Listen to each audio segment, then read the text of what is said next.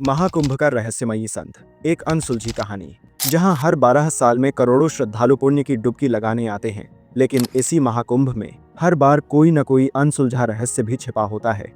आज हम आपको एक ऐसे संत की कहानी सुनाने जा रहे हैं जो हर महाकुंभ में दिखाई देते हैं, लेकिन उनके बारे में कोई कुछ नहीं जानता। साल 2025 का महाकुंभ प्रयागराज में चल रहा था। लाखों श्रद्धालु गंगा में स्नान कर रहे थे। अखाड़ों के संतों की शाही पेशवाई निकल रही थी। लेकिन इसी बीच एक चर्चा हर ओर फैलने लगी।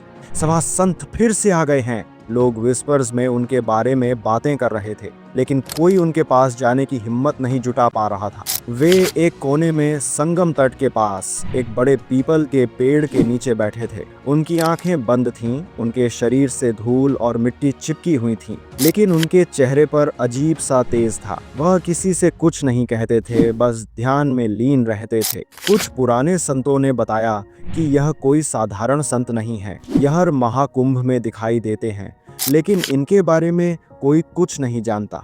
लोग कहते हैं कि इन्हें किसी ने खाते पीते नहीं देखा। कोई नहीं जानता कि ये कहां से आते हैं और कहां चले जाते हैं।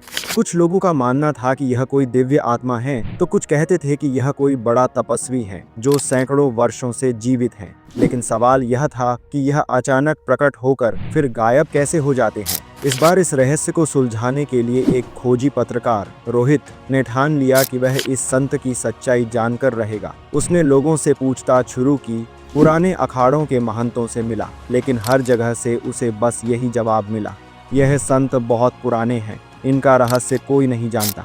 रोहित ने तय किया कि वह इस संत पर नजर रखेगा। वह रात भर संत के पास बैठा रहा, लेकिन संत बिल्कुल स्थिर थे। उनकी सांस भी इतनी धीमी थी कि मानो वह समाधि में हो। लेकिन जब सुबह का सूरज उगा और कुंभ मेले में हलचल बढ़ी, तो एक अजीब घटना घटी। सुबह जब लोगों ने देखा तो वे हैरान रह गए। संत जो रात भर वहीं बैठे थे, अचानक गायब हो चुके थे। बस उनके वस्त्र, एक माला और कुछ भभूत जमीन पर पड़ी थी।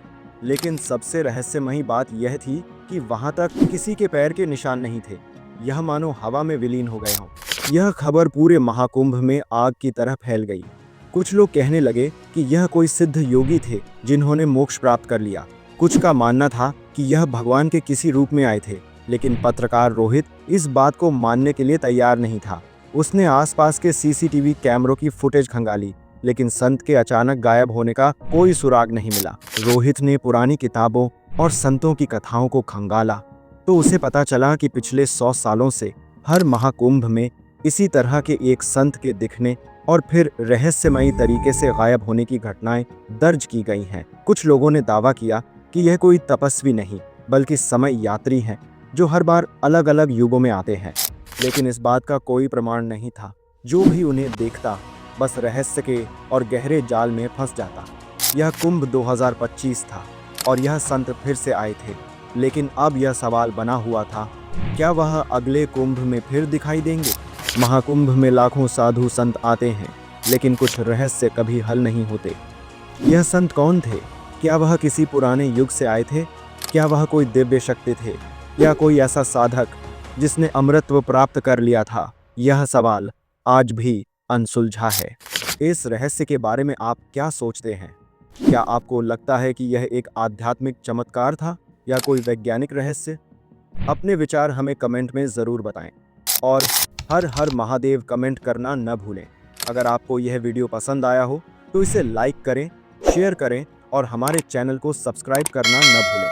अगली बार हम आपके लिए और भी रहस्यमयी कहानियाँ लेकर आएंगे।